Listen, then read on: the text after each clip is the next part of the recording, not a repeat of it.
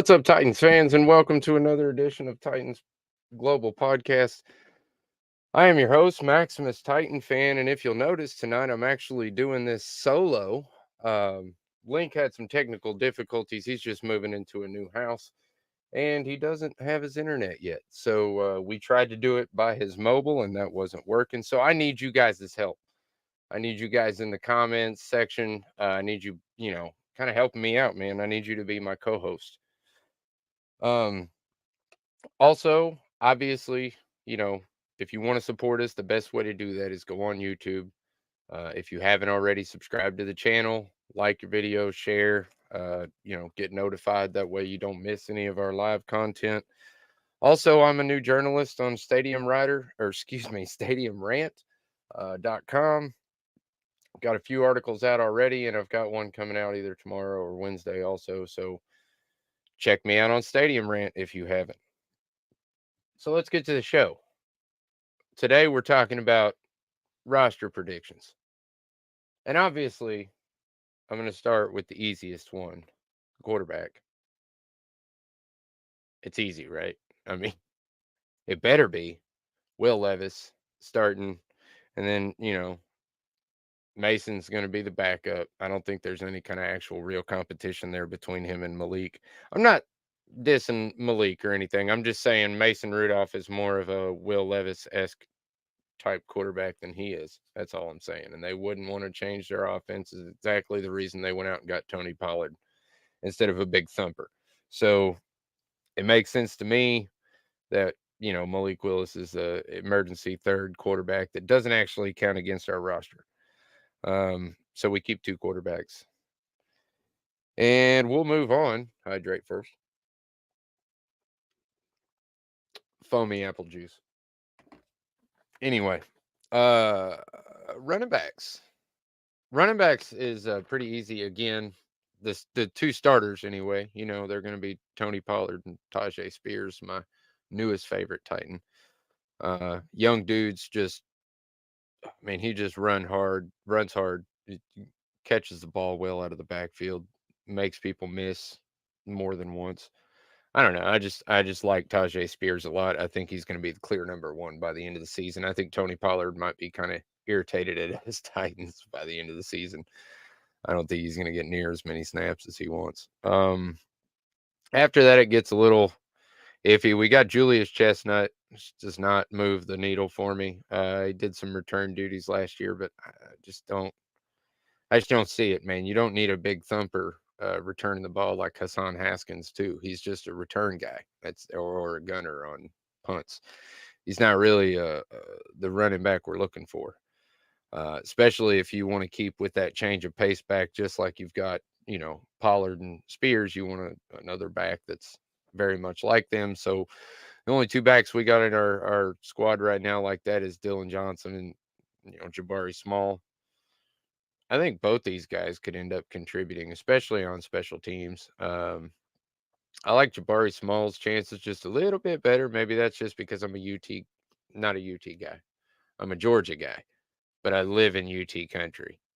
So maybe I've gotten lost in all the orange hype that's around here, but I don't think so. I don't really think so. I think he's going to do really well at the next level, at least on a, uh, backup role kind of special teams guy. So we'll move on to the wide receivers. Again, the first three are easy. It's going to be Hopkins, Calvin Ridley, Tyler Boyd, number 1, 2, and 3. Easy. We signed all three of them in the last two seasons to make our wide receiver core go from the worst in the division, not the best in the division. I don't know. Texans got a pretty good wide receiver core, but I don't like to talk about that. Anyway, my point is, who else are we keeping, and how many are we keeping? Right now, I've got 1, 2, 3, 4, 5, 6, 7. I kept 7 wide receivers. That's crazy. But I had a really hard time because after the first three, then you got Treylon Burks, who you're going to keep because his contract's fully guaranteed. So there's no reason to cut him at all. There's no benefit to us cutting him at all. So And then Colton Dow, who I honestly have some kind of weird love affair with. I don't know. Maybe it's because I'm again in UT country. He played for UT Chattanooga. He actually came up and put really good numbers against UT, and I think that's why I like him so much. But anyway, Trayshawn Harrison, I just don't. Again, doesn't move the needle for me, man. That's a practice squad player. I don't think he makes the squad. Jaquan Jackson, we just drafted him this year. I don't think anybody that we drafted this year will be in trouble of losing a roster spot. So let me just go ahead and throw that out there real quick. So you already know if they're a rookie, they're making the squad pretty much. I mean, unless, something crazy happens, they get injured in camp or they just completely don't live up to expectations.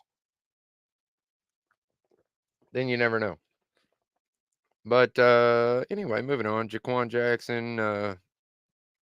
After that, NWI, man. I mean, if I'm the GM and I'm looking at these guys, I've got Trayshawn Harrison, uh, Kearis Jackson, who I really like, Mason Kinsey, Oliver Bryce, or Bryce Oliver, Kyle Phillips, and Sam Shin. I'm not going to try to pronounce his name. Shinsky or something like that. Whatever. Anyway, I don't think any of these guys are, they're not NFL ready. And NWI's already played a couple of NFL seasons. At least he knows, what speed they play at and stuff like that. You don't have to catch him up. So I feel like that's one. I feel like that's one we're probably gonna keep. And Jaquan Jackson was actually, or no, excuse me, I'm sorry. Colton Dowell was my 7th pick on that. So I guess if we're only keeping 6, and there's that bubble shift player, because this is all way too early. I mean, this is all before training camp, but I thought it'd be fun to do. So if anybody's going to lose that spot, I think it's Colton Dowell. But anyway, put something in my throat. Tight ends, man. Tight ends are almost as easy as the quarterback. I think we keep 3 tight ends. I don't think we go crazy big on tight ends like we have in the past. I don't think that's their game. Excuse me. And I think the first 2 are obvious, Chig and Wiley. After that, I mean, I don't know if you've been keeping up with me on social media, but if you have, you saw the post of Thomas Odukoye grabbing that pass and just running to the end zone. That's a big man moving quick. Really enjoyed that video. I watched it, I don't know how many times, probably 20, 25 times. I know. They're OTA videos, man. Give me a break, dude. I've got nothing to look forward to in this time of year except OTAs, training camp, what kind of position battles are going on. So bear with me when I post all these OTA videos and get all hype about them. It's not that I'm just that excited by, dudes running around in shorts. It's because it's football and I'm just dying to see some more football.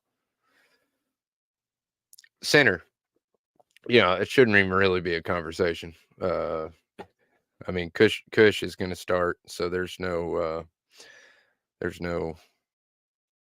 mystery there.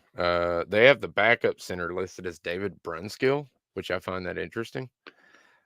Watson's also played at center, so he could fill that role too in a backup situation.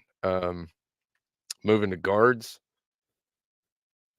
there's only 3 guards I would keep: the 2 starters and the one behind him, and that's just because the tackles are so versatile. But I'll get to that in a minute. But the guards I would keep, obviously, the 2 starters, or the 2 I think are going to be starters: Sko, obviously, and Charles Sadiq. I think I said his name right. You guys got to help me with the names if you know how to say them, because I don't. And but anyway, I've been talking about this guy all off season.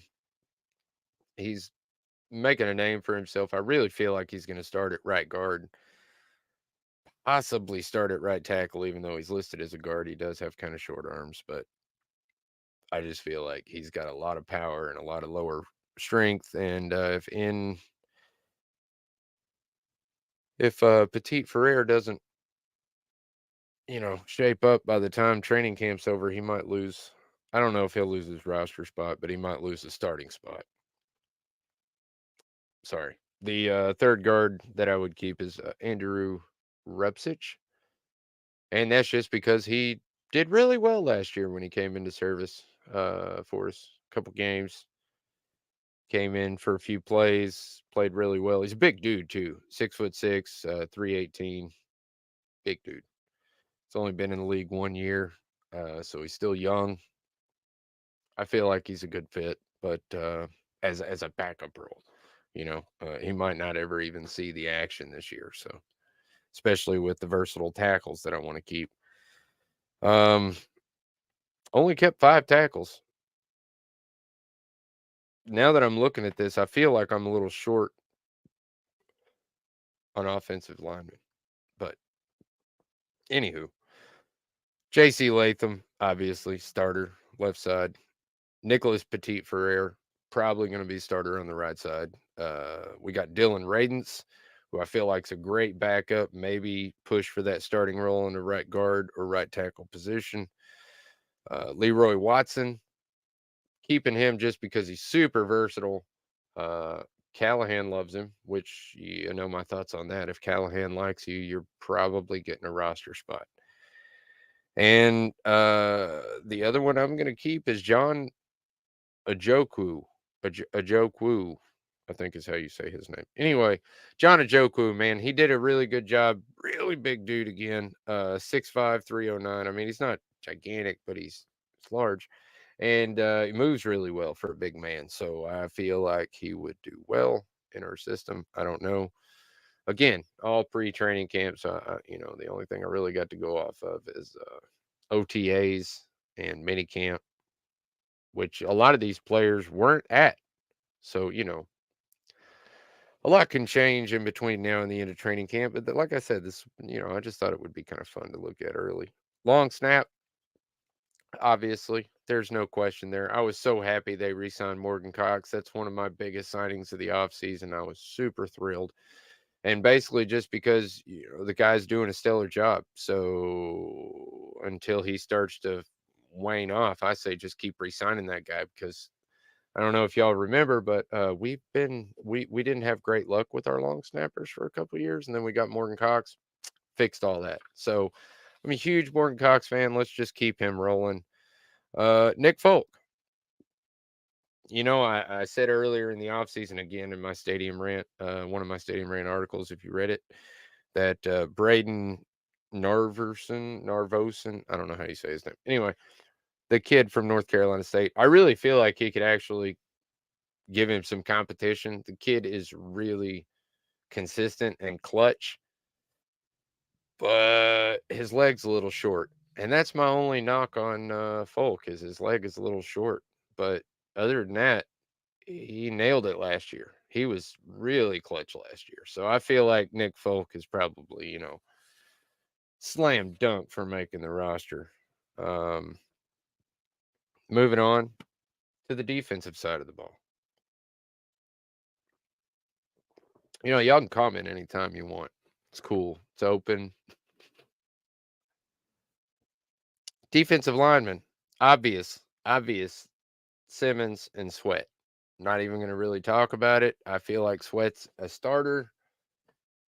If he's not starting the first game of the season, it's because he's injured.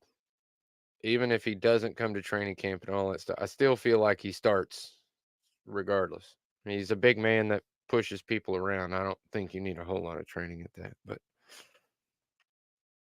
the guys I think that are on the bubble, or excuse me, let me rephrase that. The other one I would definitely keep on that is Quentin Bohanna.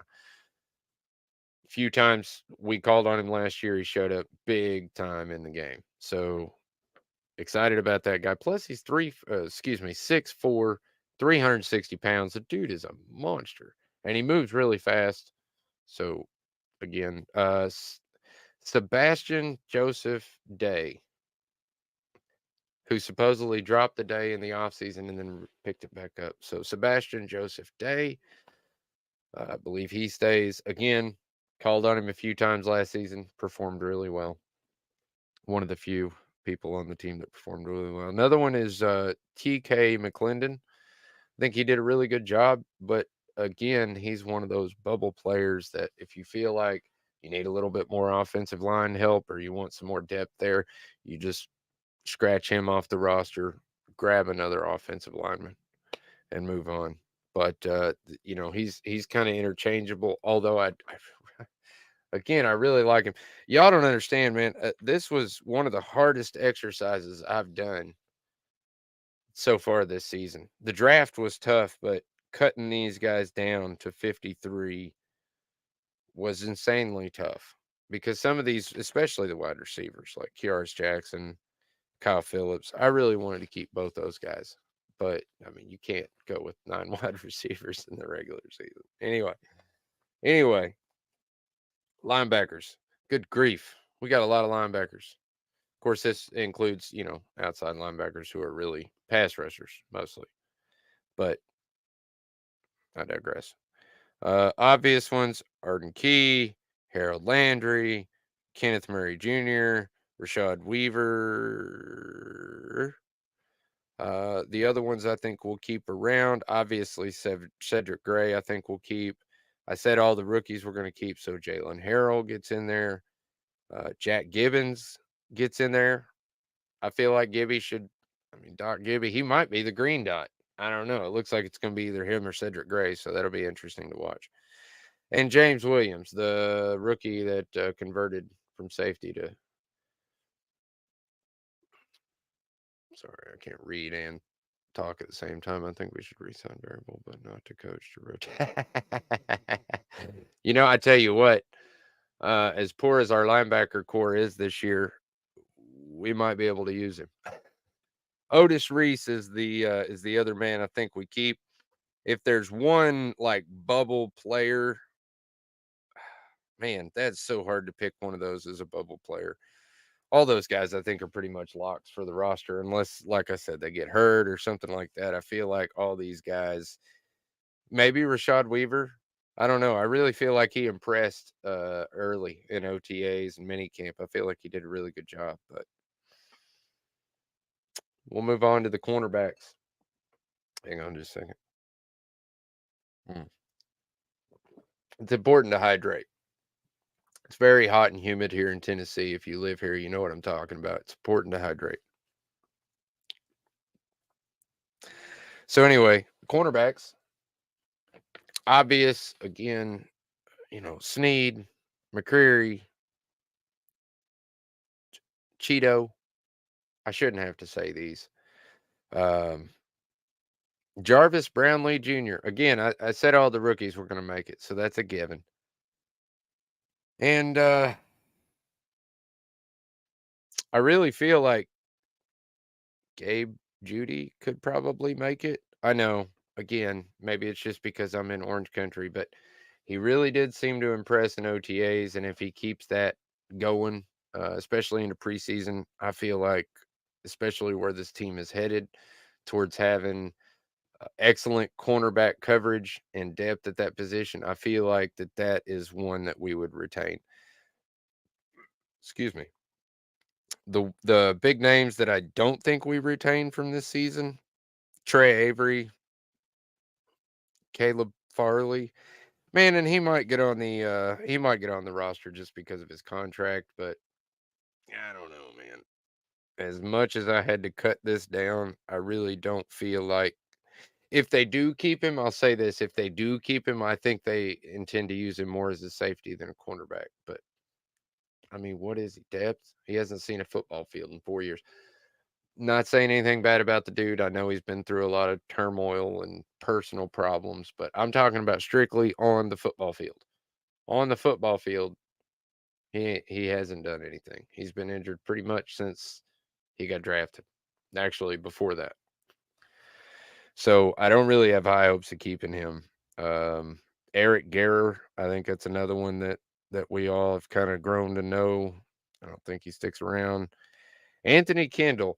This is another one of those bubble players. I feel like we could keep him if we want to. He could be a good special teams player, I feel like. And really that's how you're going to get the bubble roster spot on our roster is special teams cuz everywhere else except for save, linebacker and safety, we're pretty decently set up as far as our starters go. But we'll get to that later. I'm almost to that point.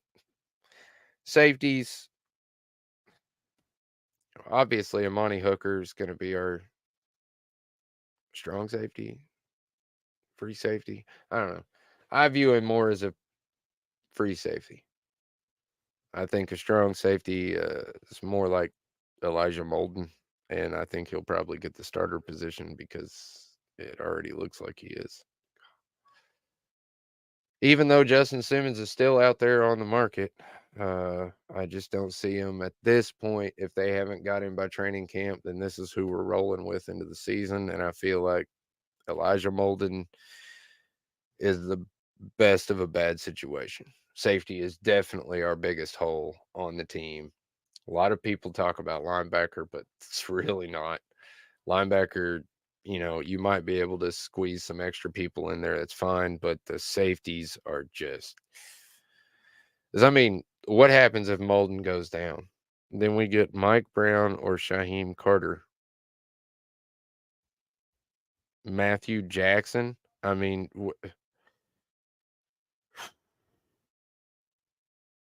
Keaton Ellis, a rookie that's 5'11", 185, and I haven't really heard of him.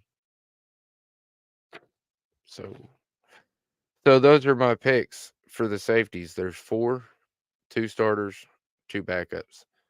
And yeah, anybody gets hurt and it's Mike Brown and Shaheem Carter starting. That does not seem like a good situation to me. I really wish they would go out. I know he wants too much money, but it's like I tell all the old people I know, you can't take it with you. I mean, you get a little bit into next season, but who really cares about next season? We're talking about right now because the NFL is all about that. What have you done for me lately? Right now, not for long. NFL. Anyway, punter, come on, man. Stoney, I can't wait to see him start just hammering balls back up into the air, man. One of my favorite players, one of my favorite new people on the team. Really love Ryan Stonehouse. And yeah, man, I was really excited to see him in minicamp. Not really kicking the ball around, but still, I was excited to see him. Can't wait to see him back in action. I hope he's back by training camp, kicking the ball around. That'd be great. So after, going through all this, we have some pretty darn, I mean, I'm pretty darn excited about this year in our starters because, I mean, we got Will Levis, Tajay Spears, Tony Pollard, however you want to call that, the top 3 wide receivers, Tyler Boyd, DeAndre Hopkins, Calvin Ridley. Already we're off to a hot start.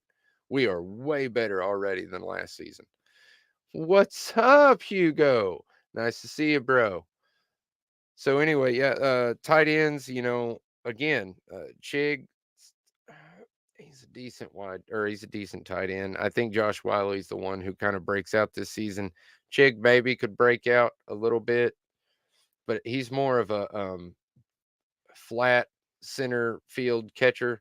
I feel like Wiley's more of the touchdown target, and for me, tight ends are most used in the end zone, especially when you're really close to the end zone and they can do that whole I'm a basketball post and just completely block you out with my body because I'm just bigger than you are and I got better reach than you do. So I feel like, that's our starting pass catchers, quarterbacks, running back. That's really good, and then our offensive line went from 32nd, 31st, I think it was 31st in the league, graded by Next Gen Stats. PFF had us at like 30. Pretty much everywhere you looked, we were either 30 or 32. So give us an average of 31. Still, worst offensive line in the league, pretty much. And now we've got Cush, one of the best centers. Uh, Peter Skoronski, I feel like, is going to have a much better season, especially when you got Latham attacking people on the left side. I feel like the left side's just completely shored up. And then on right side, I feel like I really feel like Charles Shadiq or Nicholas Petit Ferrer can just shore up that right side enough to where we can keep the pocket clean long enough for Will Levis to go through a couple progressions. And yeah, on the defensive side, again, we're not bad on the starters. This is my point. You start to look at this roster and it looks good. I mean, the depth chart looks good when you're looking at the starters. Mostly. I mean, safeties not great, and the linebackers, middle linebackers, not great. But other than that, pretty solid depth chart, especially the starters. But if one of those guys goes down, the people who are behind them are far behind them. Maybe not so much in the wide receiver department. I don't know. I'm interested to see how Burks does in this offense. I guess I've not bought into the hype. I'm just tired of bashing on Burks but honestly, if he doesn't perform, I just don't see any reason to keep playing the game. But Colton Dowell's another one. Like I said, I've got some weird love affair with him, but I just hope he does well. Nick Westbrook-Akine, y'all can bash on him all you want, but Tyler Boyd, he's 6'2", 203 pounds. Westbrook-Akine is 6'2", 211 pounds. Look, I'm not saying Westbrook's as fast as Tyler Boyd because he isn't, but he's got the same kind of build he does. I don't know what that matters. Anyway, point is, our starters are pretty darn good. But if we get some really drastic injuries, mid-season, we're going to be in a world of hurt. We're not going to have the guys there to back them up. That's what scares me about this roster. We're doing pretty good as far as the starters go. But as soon as one of those guys gets injured, next man up, as Vrabel used to say all the time. And that's really what's going on around the NFL right now anyway. That's the motto, is next man up. But, I mean, come on. On our squad, next man up, I don't know. It just kind of worries me. The other thing I'd like to talk about is press coverage. Oh, so much talk about press coverage this offseason. From Cheeto to Snead when he, did his introductory speech. And Denard Wilson, our DC, started talking about. Steven Jackson's talked about it. Callahan's talked about it. Look, everybody's talked about it, and the reason is because it's funny. I mean, even in Cheeto's video or whatever, he laughs about it, how it's a new concept here in Tennessee to not play 15 yards off the wide receiver. Which I don't, obviously Cheeto's not a Titan fan like I am, because yeah, we've been doing that for 4 or 5 years now, maybe even longer. The last time we played press coverage was when Greg Williams was our defensive coordinator.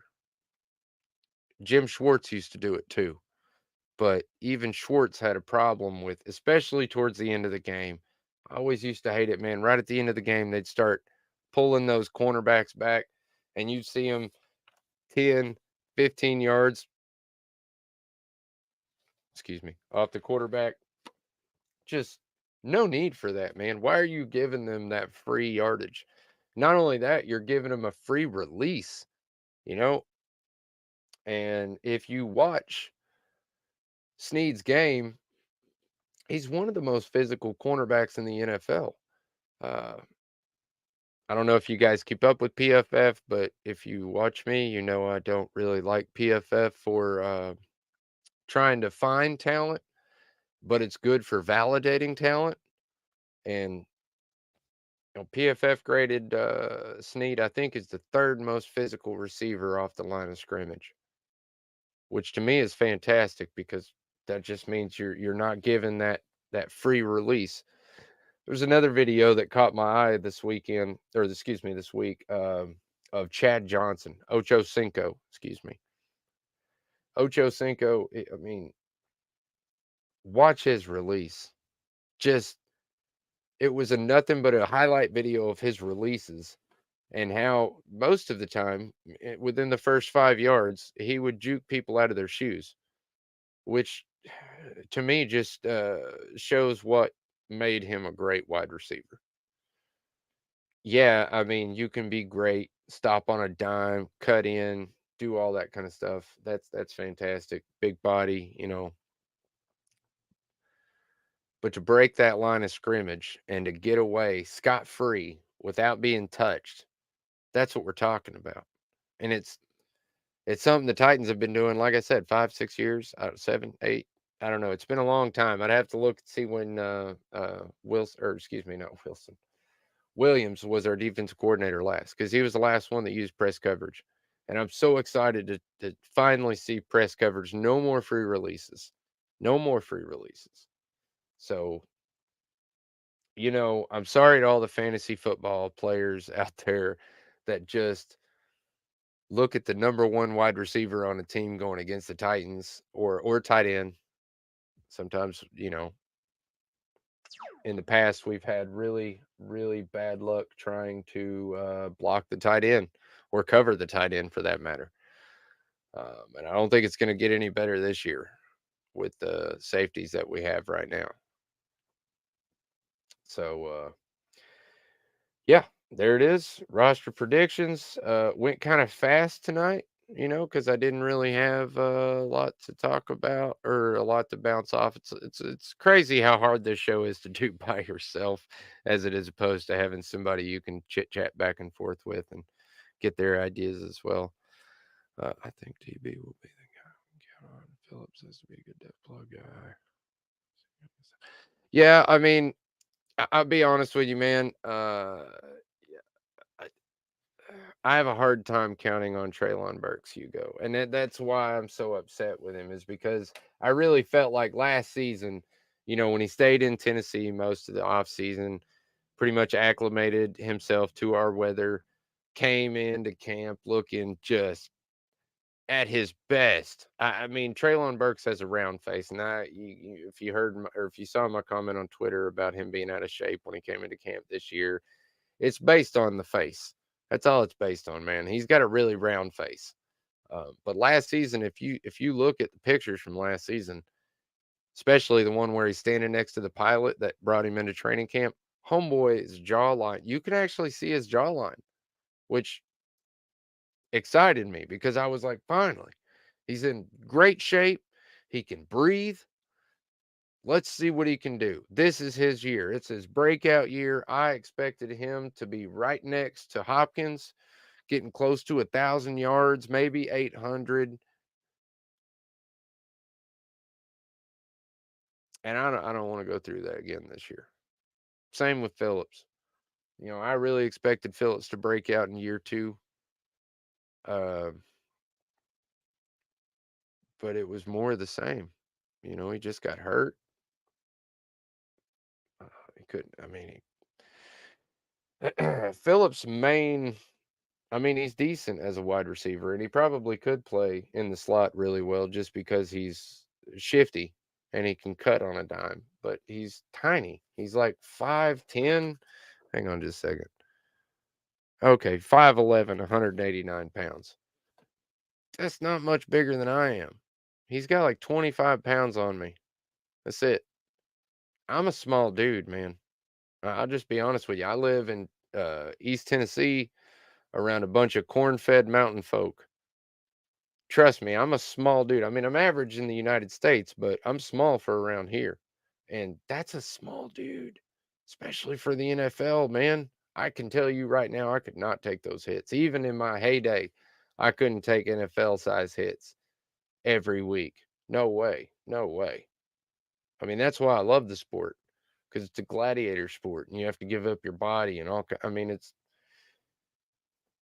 a contact sport, one of the last few contact sports. They keep trying to make it less and less contact, but right now it's still one of the best contact sports out there. I mean, you've got football, hockey, and if you're into world sports, then you're watching rugby, maybe. Uh, lacrosse. Lacrosse can get pretty physical. I've watched some pretty crazy high school lacrosse games. They get pretty out of hand. But anyway, I'm getting way off target. My point is, I'm happy about the press coverage. Um, there's a couple other things that I wanted to talk about. Like I said, I got through this so much faster than I thought I was going to.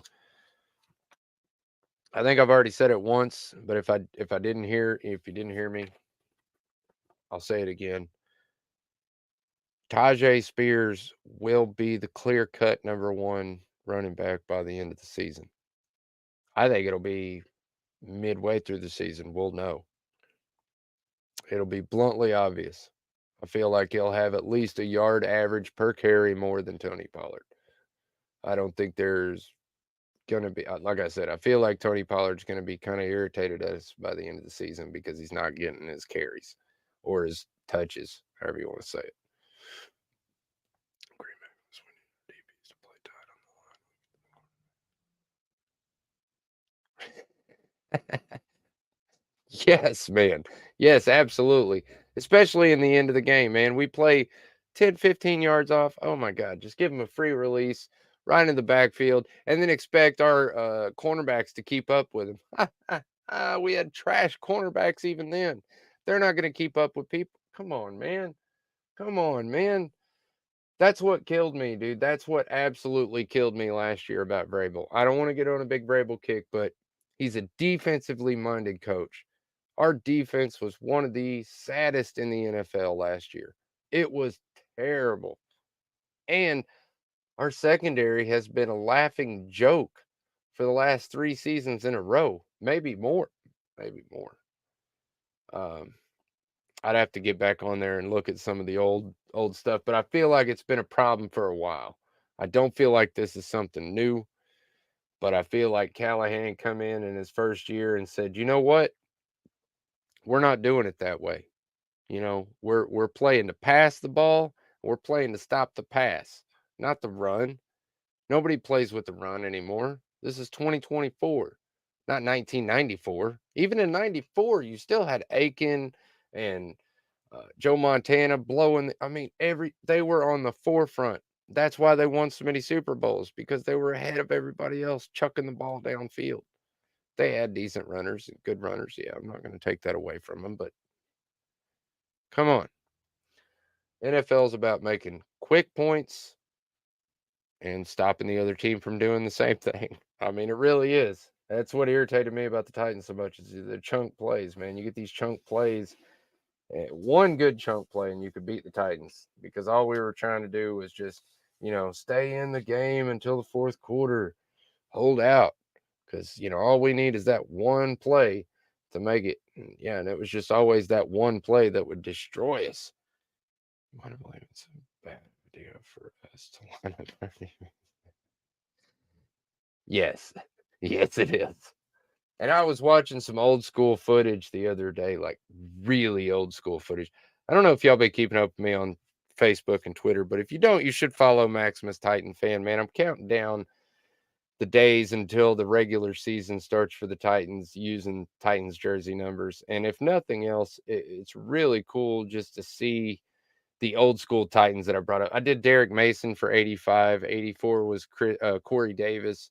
83 was Drew Bennett. If you don't know who Drew Bennett is, you got to go watch number 83 that I put out today. It's fantastic, man. Like I said, if you don't follow me on social media, you should just follow me just for that. I had somebody ask me, is this a history lesson? And I was like, you can take it as that if you want. If you don't know who Drew Bennett and Derek Mason is, then yes, it's a history lesson, and you should go look these guys up some more because this is just the tip of the iceberg. I try to keep these highlight videos under a minute. So there's a lot of footage out there that I don't put in there just because I need it to be under a minute so I can make it a reel. But anyway, if you've stuck around with me throughout this show, thank you very much. I really appreciate it. As I said before, solo shows are so much more they're so much harder to do just because you don't have somebody else. for one, talking for half the time, and for two, bouncing ideas off of each other and stuff like that. So I really appreciate you guys hanging out. I really thank you so much, Hugo and Michael, for dropping in comments, man. And you're absolutely right. Chig has to step up. Still want to have a third tight end. Yeah, no, I definitely agree with you on that. I know you missed the first part of it, but the tight ends I said that we should keep were Josh Wiley, Chig, and I really like John Okonkwo. Or no, that's Chig's name. Thomas Accordier. I don't know how you say his name. I'm terrible with names, guys. I'm an old hillbilly from East Tennessee. I've never heard of someone named Accordier. I can't say that. I'm sorry. Y'all just have to bear with me, or just not. It's fine. Anyway, like I said, if you don't follow me on social media, you should. Maximus Titan Fan, TikTok, or excuse me, Facebook and Twitter. If you want to follow the show, Titans Global Podcast, we are on every social media: TikTok, YouTube, Twitter, X, Facebook, whatever you want to call it. YouTube is where we would like you to go and subscribe to us. That is how we get the most help. Obviously, I don't get paid for this show. I don't make any money off this show. I do it literally for you guys. Everything that I do comes out of my own pocket.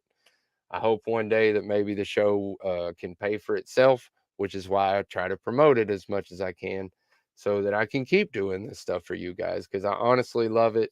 This is like my favorite thing every week, to come in here and talk with you guys about the Titans, because, hey man, I love it. Work has been tough, bro. I feel you. I feel you, man. My main partner at work has been on vacation. He's on vacation for the next 2 weeks still. I've got 9 more days to go without him.